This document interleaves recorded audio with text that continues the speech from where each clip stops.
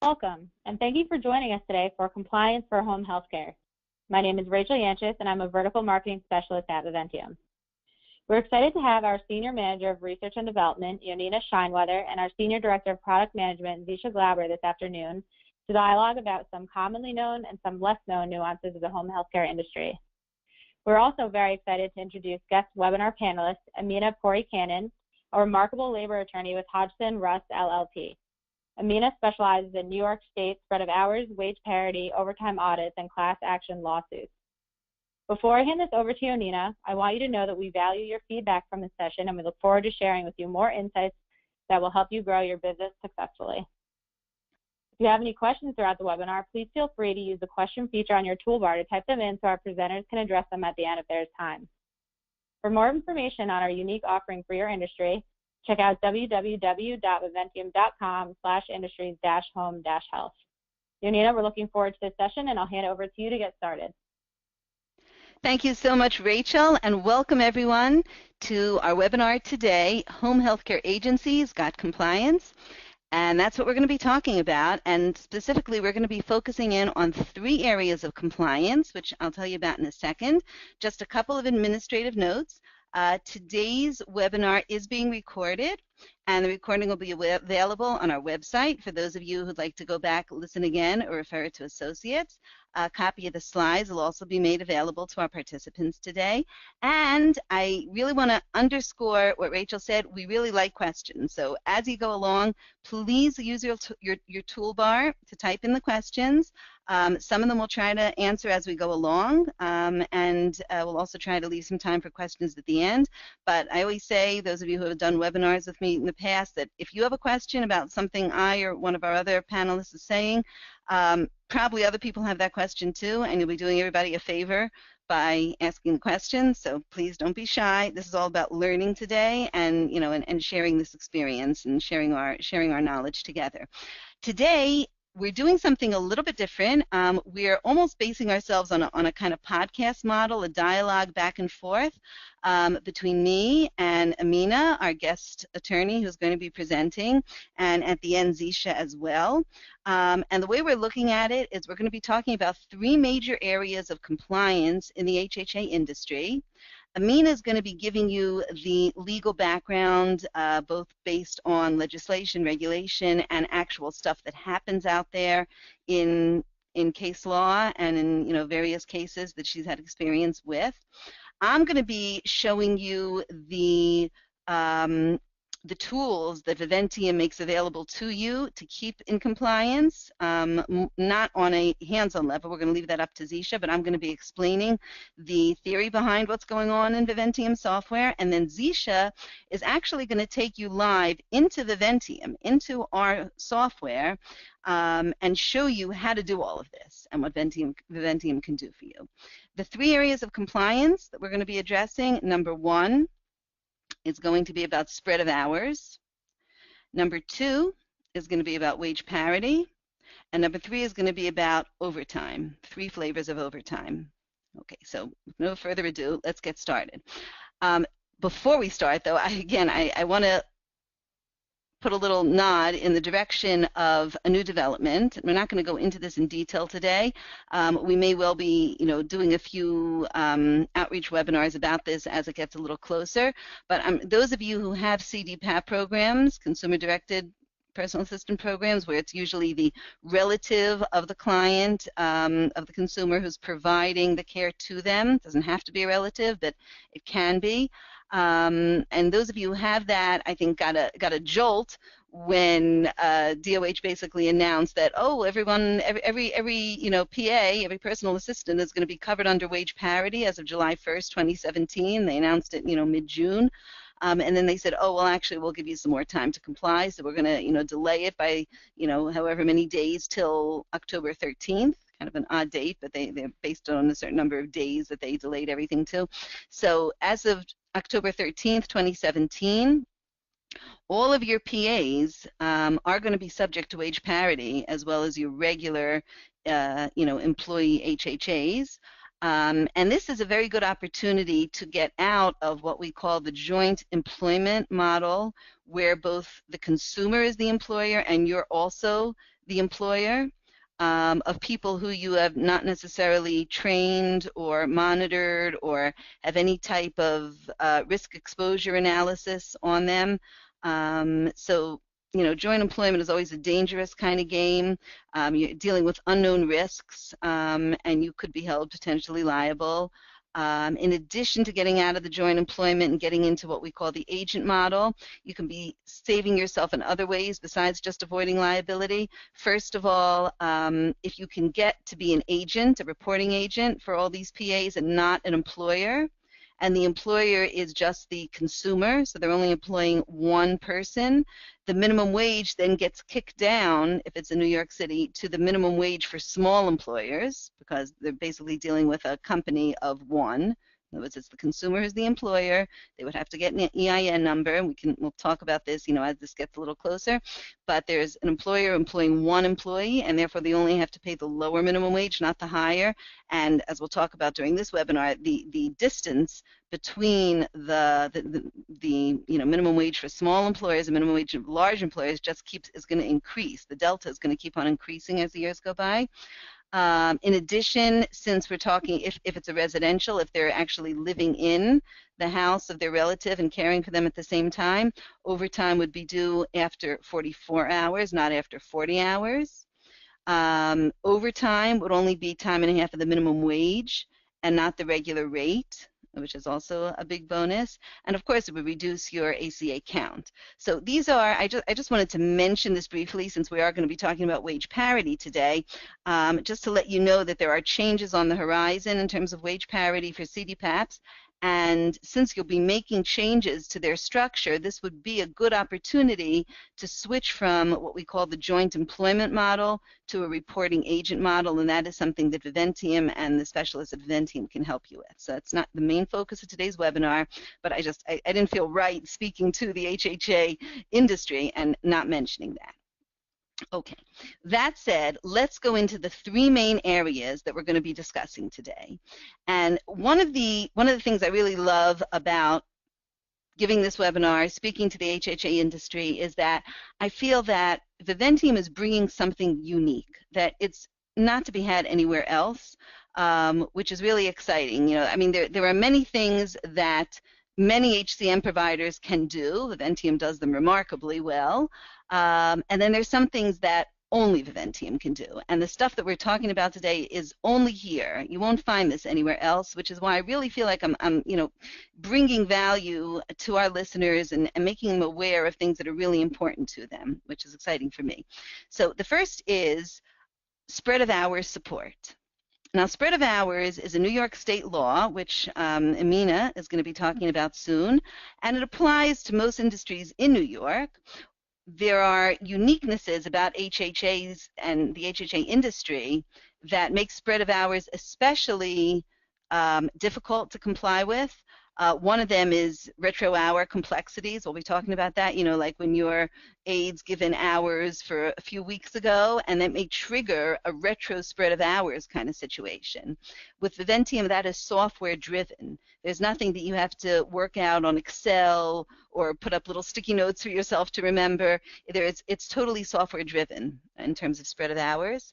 The second unique feature is our flexibility in wage parity support, the distribution of your wage parity package over various benefits, and the ability to pivot around that, decide that if you're on cases where you're paying a higher rate, which benefits you want to reduce and which order you want to reduce them. This is all stuff we'll get into today.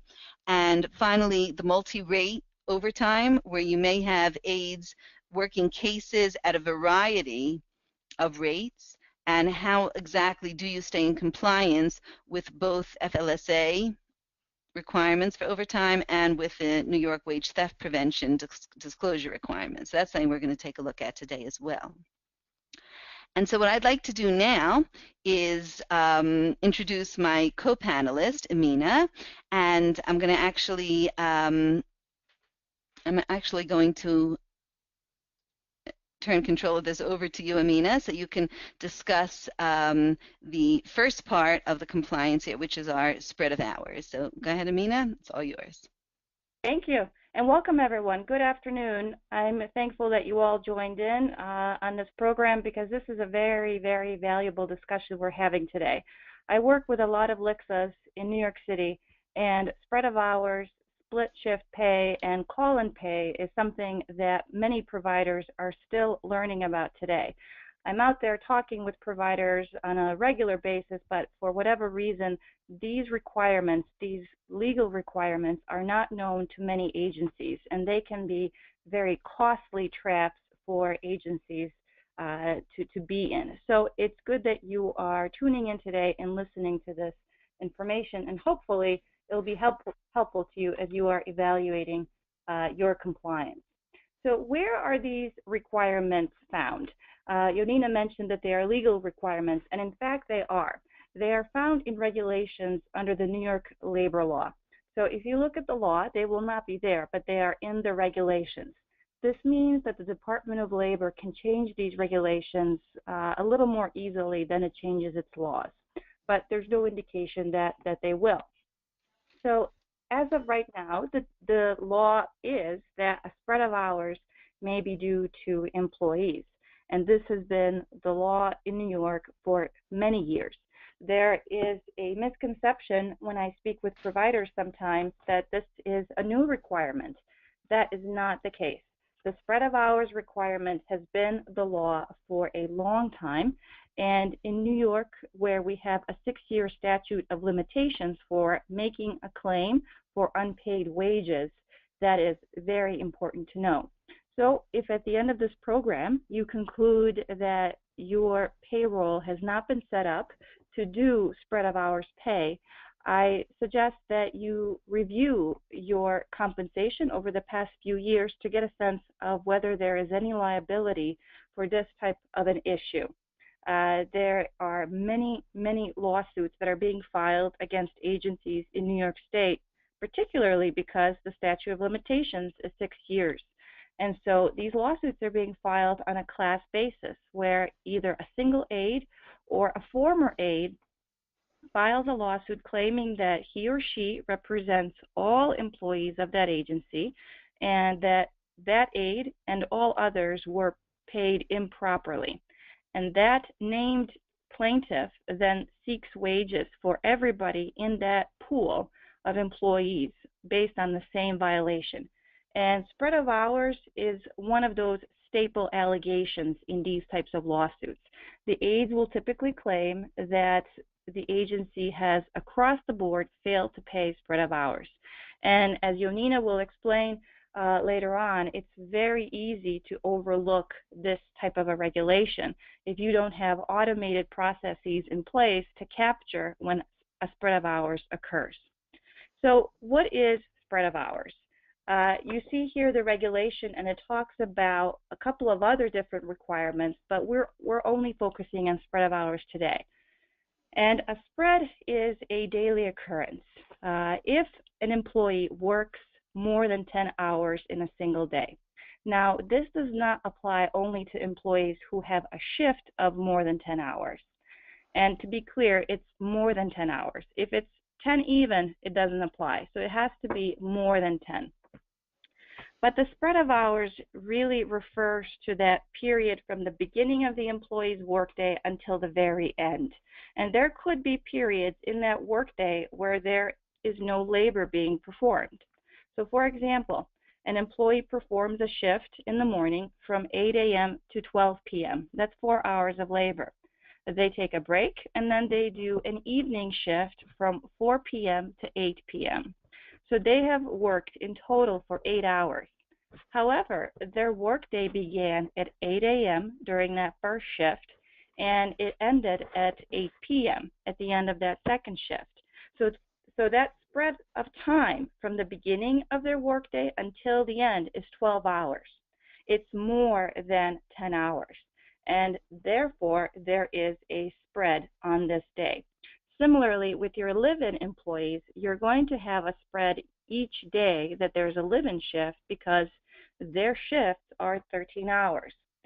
So again, as you are evaluating your compliance with wage and hour laws, keep in mind that certain types of schedules for workers do trigger these obligations. And I just wanted to point out this Department of Labor notice with respect to spread of hours in case you wanted to know that whether it's out there. Again, as I mentioned, often I have clients say, well, I didn't know about this. Is this something new? Did this come in because of the companionship exemption? No, this has been in existence for a long time in New York. And so going back 6 years, if you choose to do a self-audit to measure how much compliance you have with respect to wage and hour issues, keep in mind that you should be reviewing your records going back 6 years to see whether the spread of hours was paid properly over that 6-year period. Now, there are some employees who are not eligible for the spread. In the left-hand column, we have some industries that their workers simply don't get a spread of hours benefit. On the right-hand side are exempt employees. These are going to be the individuals who are working typically in your office or your professionals, such as your nurses. If they are exempt from the overtime requirements and they are receiving a salary on a regular, consistent basis in accordance with federal and state law, then they are not entitled to this benefit.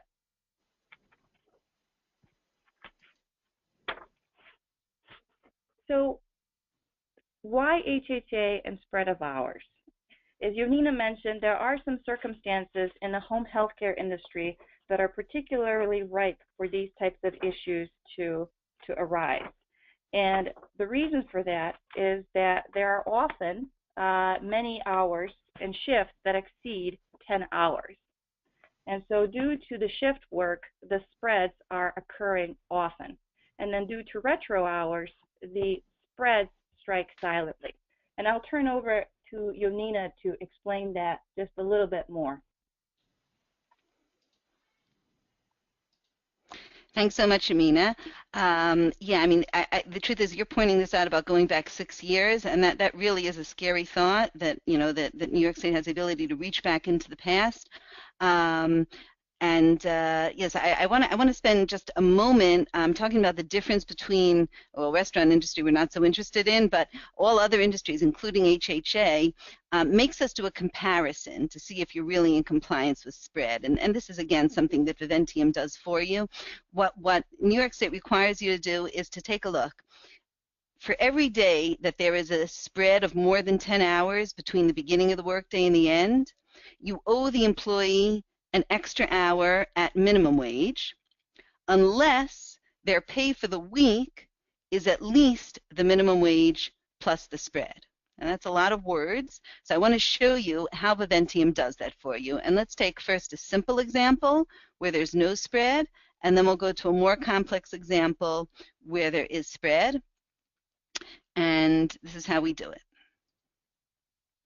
First of all, example, employee Telma Shefa works 2 daily shifts, and she gets paid $15 an hour for Green Park Agency, a large HHA in upstate New York. Why am I telling you that they're located in upstate New York? So that you should know which minimum wage is in effect here. So her schedule is as follows. She starts at 8 a.m. to 12 noon, and she takes care of a patient by the name of Delilah Pecan in Ellenville. And then from 6 p.m. to 10 p.m., someone by the name of Beth Samish in Goshen, New York. All upstate work. Okay, we're not getting involved with the minimum wages of the city or the counties around the city. This week, Telma worked for 5 days, and Green Park has asked Viventium to set up spread of hours calculations for them. What will Telma's weekly gross pay be? So this is what Viventium does. Watch this. First of all, we say, okay, how many hours a day did she work? 8 to 12 plus 6 to 10. That's 8 hours a day.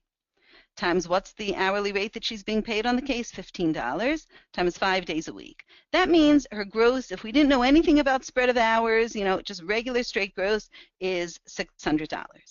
Now, we have to compare that now to what's called the spread calculation. Okay, so we do 8 hours at the minimum wage, which again in upstate New York is $9.70 right now, times 5 days a week, plus 1 extra spread hour at minimum wage of $9.70 times the 5 days, 5 spread days, is another $48.50. The spread of hours calculations comes to $436.50. Well, which is bigger, her actual weekly pay or the spread calculation? The answer is, oh, in this case, the spread calculation is bigger. I'm sorry, the other way. In this case, the gross is bigger. The spread calculation is smaller, and therefore, there is no spread due. And Viventium will do that for you with every week, with every employee who you set up as subject to spread. Now let's take an example with spread. Same employee, Telma Sheffa, works 2 daily shifts at an hourly rate, and this time, instead of getting $15 for her case, she's paid just a little more than minimum wage, $9.80. And Green Park is still in upstate New York. And again, the same schedule, the same consumers that she's serving. And this week she worked 5 days. Green Park has asked us to send up spread of hours calculations. What's Telma's weekly pay now? So we take her 8 hours times $9.80 times 5. That's what she actually receives, $392.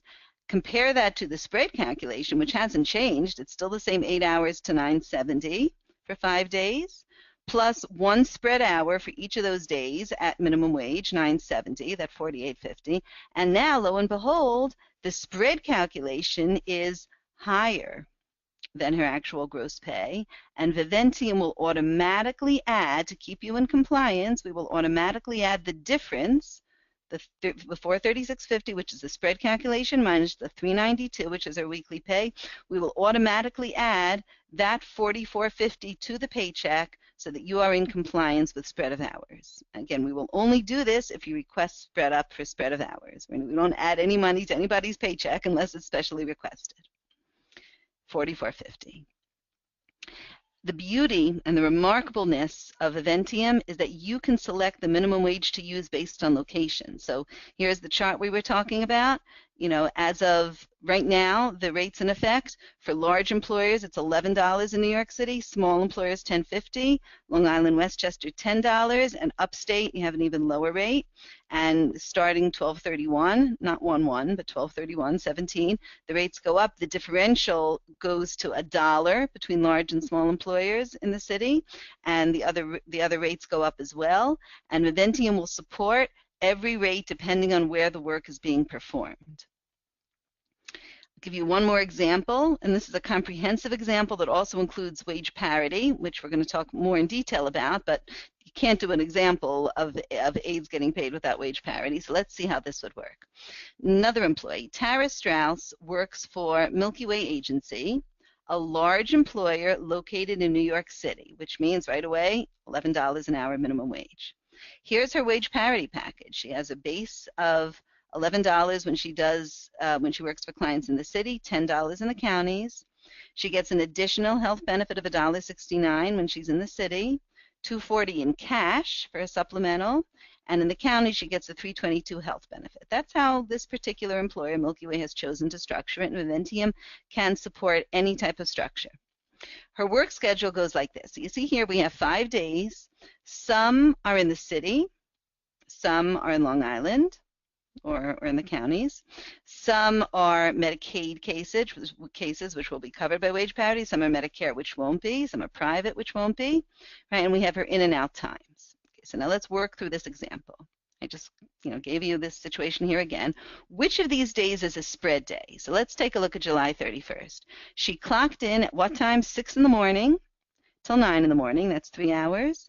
And then from 6 p.m. till 11 p.m. Now, she didn't work more than 10 hours. But, as Amina pointed out, right, the spread from the first in of the day to the last out of the day is more than 10 hours. We go from 6 a.m. till 11 p.m. So yes, check. This is called a spread day. She's going to be owed spread for this day.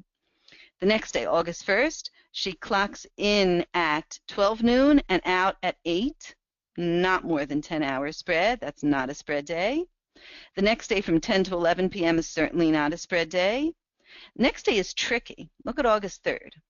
She clocks in at 8 p.m. at night, clocks out at 8 a.m. in the morning. That's more than 10 hours. So we'd be very tempted to say, hey, that's a spread day. but it's not, because spread goes by clock day, by calendar day, from midnight to midnight. So from 8 p.m. till midnight on August 3rd, she did not work a spread of more than 10, and on August 4th, from 8 a.m. from a minute after midnight till 8 a.m., she also did not work a spread of 10 hours, at least not on this line. But now let's look at what happens on the next line. She has a job for only 3 hours in the evening of August 4th, and you might think, okay, no spread here, but that's wrong. Because when did she begin work on August 4th? A minute after midnight, and she finished work at 9 p.m. So even though her charge day for the previous hours might still be August 3rd on your time clock software, but in Viventium, we can support breaking overnight shifts into 2 days like that, and we would calculate that August 4th as a spread day. And this is something that, when you go through the software hands-on with Zisha, you'll be able to see this in a little while. So here's the spread. This is what it's going to look like now for this employee, for Tara. She worked 32 hours altogether if we add it up, and the gross at the rate that she's paid, if we add them up, whether it's, whichever case she's working on, it's $331.40. The rates are listed here. She paid 10 for some, 11, 13.40, whatever it is. This is what her gross actually comes to.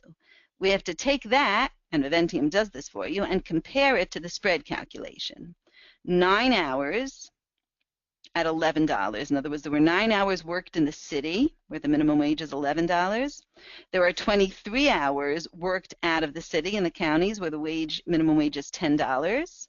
That's the basic minimum wage pay, $329. And then she had those 2 spread days, 731 and 84, down there on your chart. And since those days were in the counties, the spread is paid at the minimum wage of the counties, $10. That's another $20 for a total spread calculation of $349. And the spread calculation is now higher than her weekly pay. Therefore, Viventium will automatically add that spread of $17.60. This is remarkable support. Quick heads up. When you say spread of hours, always think minimum wage, not wage parity. In other words, the extra days are paid an hour at minimum wage, not at wage parity rates. That's number one. Also, spread of hours applies even if there's no overtime. Remember, notice we haven't even talked about overtime. That'll come later in this session. Spread of hours applies even if no overtime's worked. It could apply even if the employee works less than 10 hours a day, as long as the spread between the begin and end are more than 10 hours. And I see a couple of you have asked questions about agent. If you do go into an agent model as opposed by joint employment, you can actually reduce your spread of hours costs because you'll be eligible to use a lower minimum wage. I do have to, since we're talking about agent for a minute, I want to just answer one question that one of our participants had asked. Is being an agent the same as being an FI? And the answer is no. FIs have been deemed and can be deemed in the law to be joint employers unless you take special steps to classify yourself as an agent. So that's an important distinction to make. Again, that's a subject for probably an upcoming compliance webinar, not for this one. And okay, and then we had another question about agents and FIs, just to ask that. Hearing that wage parity for CDPAPs will be going live before, but as you mentioned, it was then delayed. How certain are you that October 13th is a real date? How certain are we that DOH will actually keep to 10/13 as the deadline? We're talking about DOH, so there's no certainty here at all. Amina, maybe I'll let you comment on that when you take over in the next section. My experience with DOH is that everything is subject to change, but we have to be prepared because if it doesn't change, then we're obligated to comply.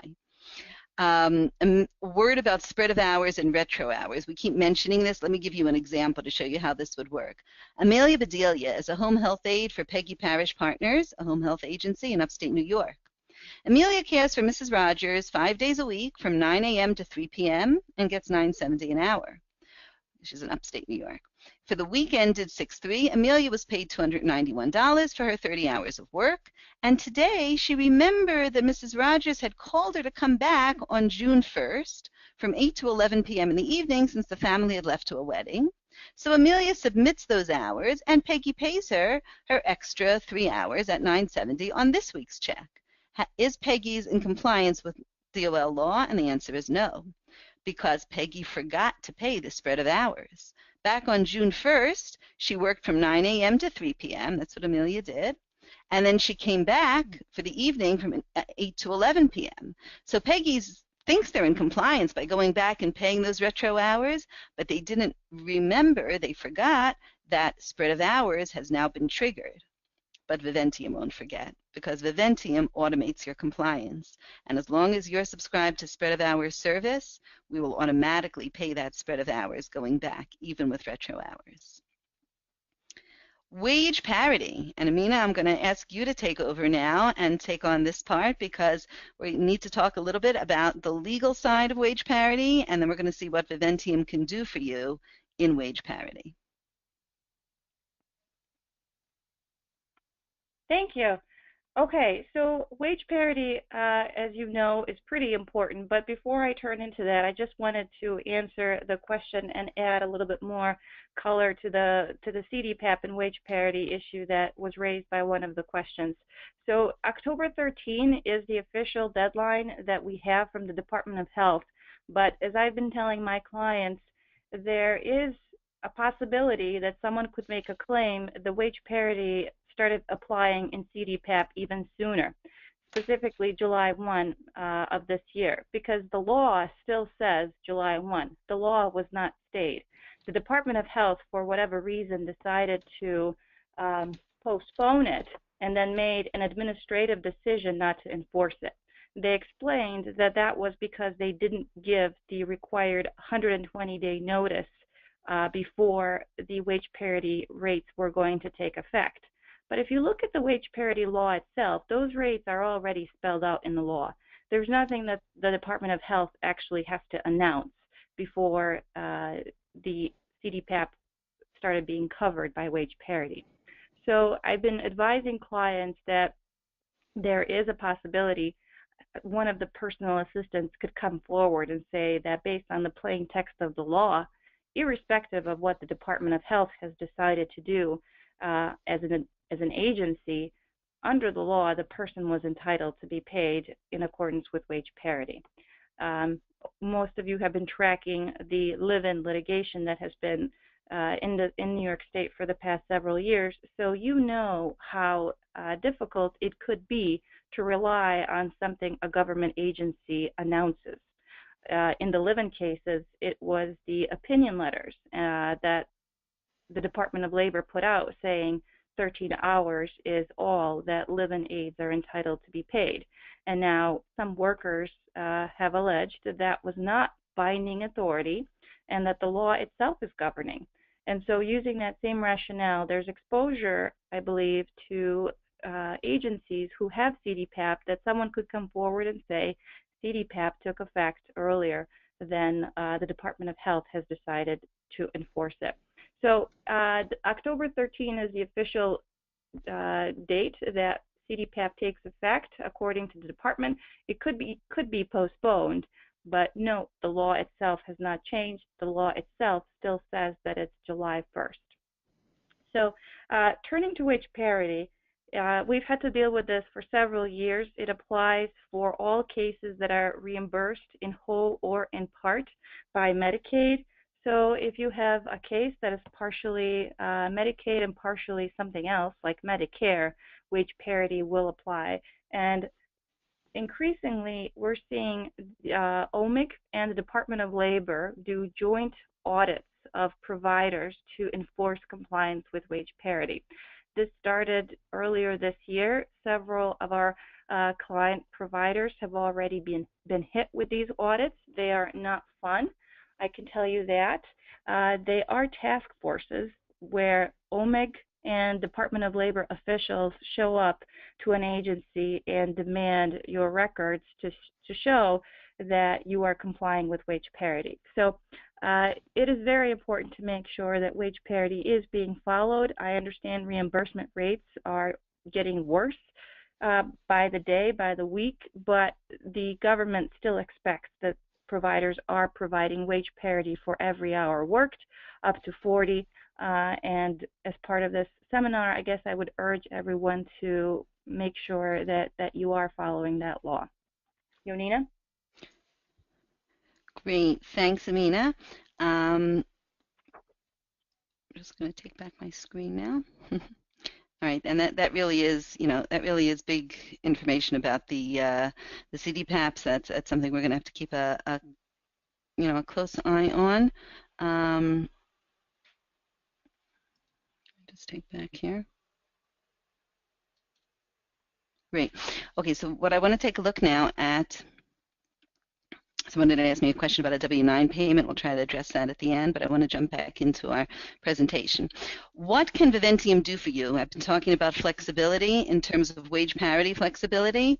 We empower you to choose, first of all, what benefit package you're offering to your employees. And you can then empower your employees the freedom to choose their mix of benefits. So, you want to let them decide how much of their benefit they want to put, for example, into a transit card, how much into health insurance, how much they want to put into PTO, and if they get paid a higher cash rate, in which order you want to reduce those benefits. This is totally flexible. So let's take a look at a typical employee. Here are their dates of service, their location of service, and their type of service. They're all Medicaid, so we're all talking about wage parity cases. And let's assume these are their rates, going from $11 to $15, and you've decided, or the employee has selected, $1 into transit, $2.50 into health, PTO, 59 cents, reduced in the same order if the cash wage goes up. Viventium does this for you automatically. On a normal case where their rate is $11, the base wage, they'll get the $1, the $2.50 into health, and the 59. If, for example, the transit, if for example the rate would be $1 more, then we would reduce first the transit, if that's what you had selected, keep the health and PTO the same. If they get paid another $1 on their base rate, we would then reduce the next $1 out of the health plan and keep the PTO the same. Another $1 up brings the health down to 50 cents, PTO the same, and finally another $1 at $15, they're getting no health benefit for that day or for those hours worked, and we go down to 9 cents on PTO. So whichever way you slice it, Viventium is there for you. We can twist it, bend it, turn it, however you would like when it comes to wage parity. And now, brief word, because I'm going to spend about 5 minutes talking about overtime to give Zisha time to present about the 3 flavors of overtime that apply to HHAs: retro, auto, and multi-rate. Retro overtime is something that really you've been up against since 2015 when home healthcare aides became subject to the real FLSA overtime requirements. And often when employees forget to submit their hours for old dates of service, if you're not working with Viventium now, you may be in a very tumultuous kind of a situation, having to go back and, work with spreadsheets or try to figure out the overtime. But with Viventium, this happens automatically. So let's take an example here. We have Johann Bach, an aide with Music to My Ears agency, submitted a timesheet back in 2016 showing 35 hours worked. And then in 2017, regular day, he reported 46 hours for the particular week. And he also reported an additional home visit of 7 hours for that week back in 2016 that he had forgotten to report earlier because he was too busy practicing pianoforte. So how many hours of overtime will Viventium pay on Johann's paycheck for this period, and at what rate? Let's see how it would go. For the period ending in 2016, he reported 35 hours. Now he reported another 7 hours for that period. So that means 5 of those Viventium will calculate as regular because he had 5 hours to go in regular. 2 of them Viventium will calculate as overtime, but we will pay it at time and a half of his regular rate for the 2016 period. We'll do that automatically. You don't have to tell us that. And now he reported 46 hours for this week. That means 40 regular, 6 overtime. These 6 overtime hours will be paid at time and a half of his regular rate for this week.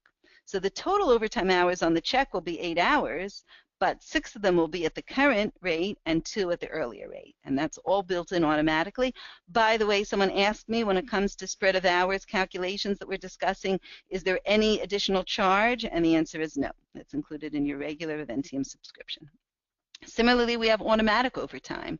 A lot of your popular TNA packages will only export total hours or daily hours, but Viventium will allocate those hours between regular and overtime based on state and wage law and any special rules that you may have for double time or premium, etc. So an example, Nelson Baker is a home health care aide. Your TNA software exports 45 hours for him this week. Viventium will automatically pay 40 at his regular rate and 5 at his overtime rate, unless you would have indicated that he's residential, and then we would use 44 as the threshold. Eleanor Davis is paid double time for hours in excess of 45. Your TNA software just exports 47 hours. Viventium will automatically pay 40 at the regular rate, 5 at the OT rate, and 2 at her double time rate. And now I'm going to just ask Amina to go back and talk a little bit about multi-rate overtime, which is again something that Viventium supports for you. And after that, as we promised, we're going to let Zisha go ahead and talk about the software. So Amina, I'll give you the floor for multi-rate overtime. Thanks, Junina. All right, so just to recap, there are two laws really that are at play. There's the Fair Labor Standards Act, which is the federal legislation that creates wage and hour standards, and then there's also the New York Department of Labor laws and regulations. So we have two buckets of laws, and typically they have the same requirements, although in many cases the requirements under state law are more restrictive and protective of employees. With respect to overtime, the federal and state law allow employers to pay overtime in two ways.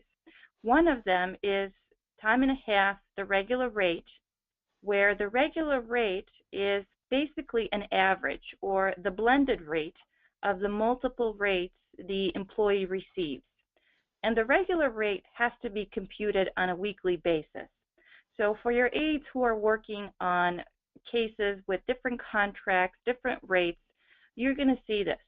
Their regular rate and hence their overtime rate could vary from week to week. The second way that you can pay overtime is based on the rate that's in effect at the time the overtime is worked.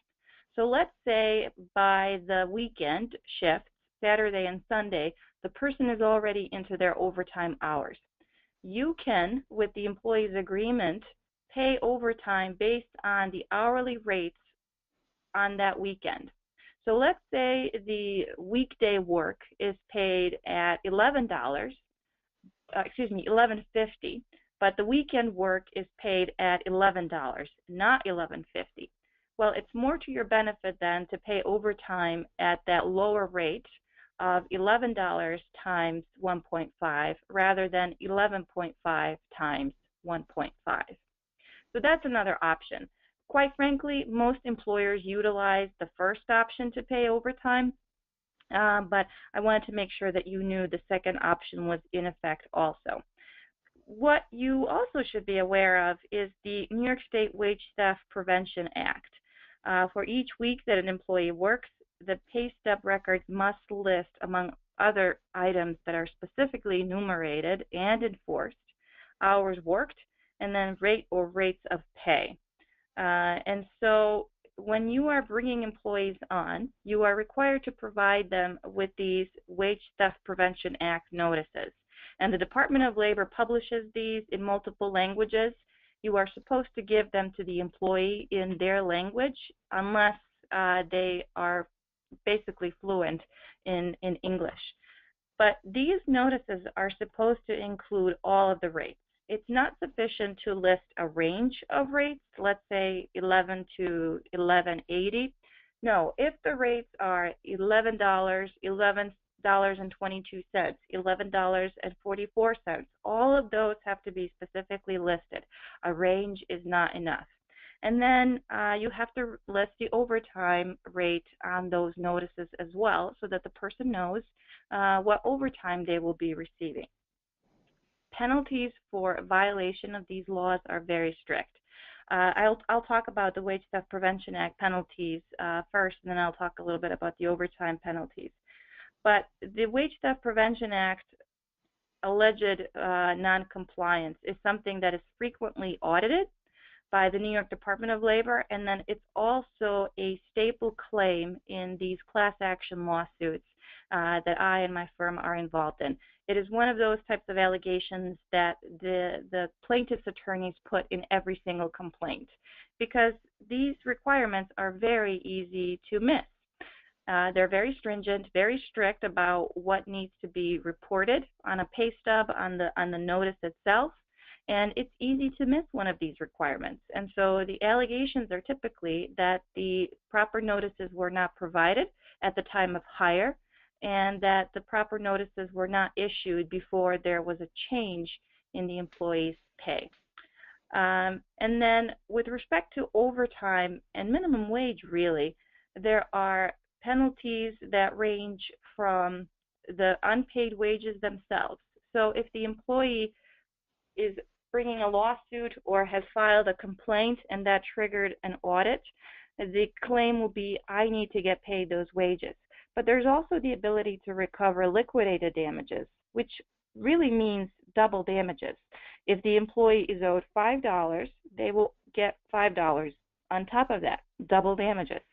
The attorneys who bring these lawsuits also are entitled to collect their attorney's fees.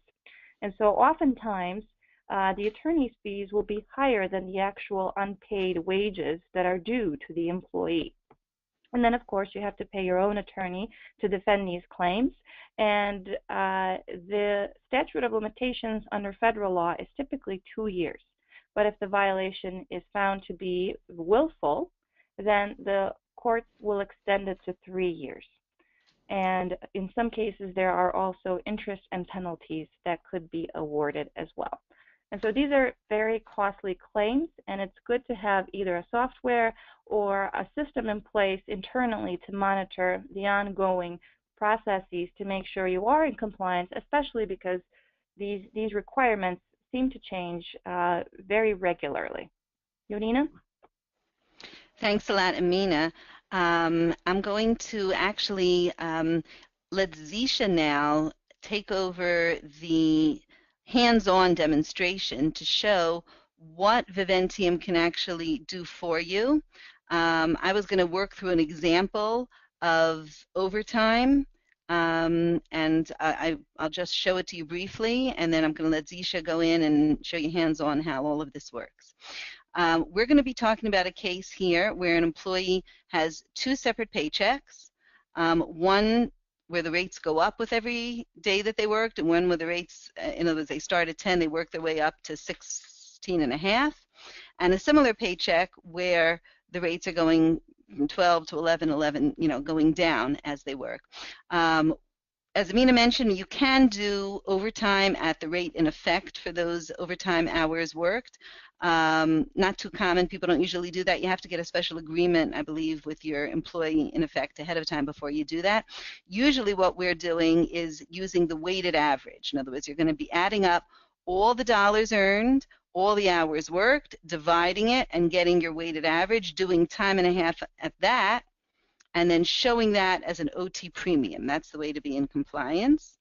And in addition, in pursuant to the New York State Wage Theft Prevention Act that Amina mentioned, Viventium is also specifying for you on the stub, this little line here, for wage disclosure purposes, the overtime rate is $16.50.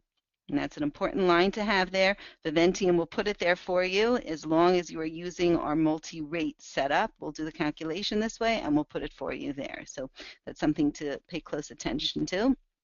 Important reminders, Viventium will never change your overtime calculation unless you request multi-rate overtime. And of course, always consult your attorney and CPA. And we do provide you with an explanation to your employees. Like if you start telling them for wage disclosure purposes, this is your overtime rate, they might want to, well, if my overtime rate is $16.50, why don't I get like $165 if I work 10 hours of overtime? They might not understand how it works. So we do provide you with a publication called Viventium Understanding Your Overtime Pay. And this is written in layman's language as simple as possible with examples for your employees to try to answer their questions. Okay, Zisha, I'm ready to turn this over to you for you to take us into live Viventium.